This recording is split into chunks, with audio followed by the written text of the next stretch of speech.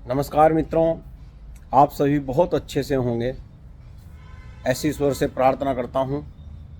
मित्रों, परिवार में बहस कर कभी जीता नहीं जा सकता।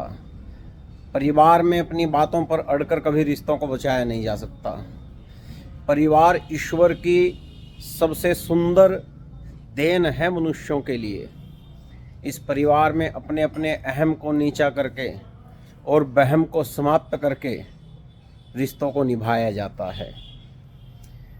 कड़वी थोड़ी सी भी रिश्तों की जो हवा हुई, कड़वी थोड़ी सी भी रिश्तों की जो हवा हुई, घर के सारे पर्दे हिलने लगते हैं। मेरी बात याद रखना।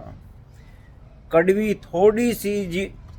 थोड़ी सी भी जो रिश्तों की हवा हुई, घर के सारे पर्दे हिलने लगते हैं। घर के अंदर वाले जब दूर होने लगते हैं, बाहर वाले अंदर आकर मिलने लगते हैं। बाहर वाले अंदर आकर मिलने लगते हैं। मित्रों, बहसना जरूरी नहीं है। कभी कभी अपनी गलती ना होते हुए भी मौन होकर परिवार को बचाया जाता है, रिश्तों को बचाया जाता है।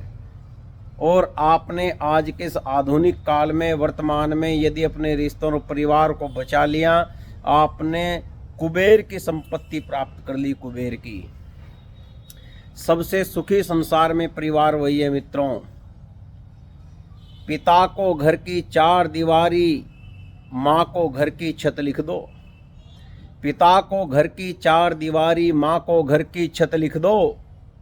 6 बहुएं, एक हो चूल्हा, दरवाजे पर जन्नत लिख दो। 6 बहुएं, एक हो चूल्हा, दरवाजे पर जन्नत लिख दो। इसलिए मित्रों, जब तक एक हो, संगठित हो, तब तक जीवन का आनंद है।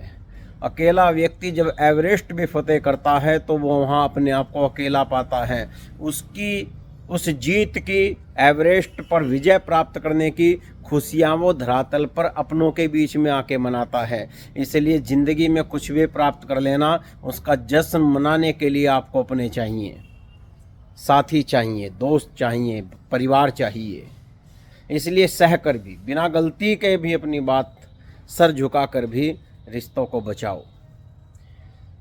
हमारी इतनी सी बात ने उसके मंसूबों की औकात खत्म कर दी। बड़ी प्यारी लाइन है, बड़े ध्यान से सुनना। हमारी इतनी सी बात ने उनके मंसूबों की औकात खत्म कर दी। हमने खुद को ही गलत माना और बात खत्म कर दी। हमने खुद को ही गलत माना और बात खत्म कर दी। बहसना चाहता है दूसरा, लड़ना चाहता है, चिल्लाना चाहता है। अगर वो जो चाहता है, आपने उसके चाहने में अपनी आहुति दे दी तो वो जीत गया। और यदि आपने अपने आप गलती मानी, बात खत्म कर दी, वो जो चाहता था चिल्लाना, लड़ना, झगड़ना, बहसना, वो कर ही नहीं पाया। आपने बात ही खत्म कर दी, हार गया वो।